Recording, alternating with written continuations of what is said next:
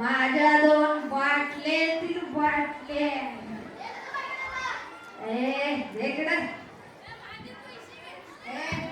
तुला काय माहित दारूची मजा एक घोट पिला की असं हवेत गेलं वाटतं मला.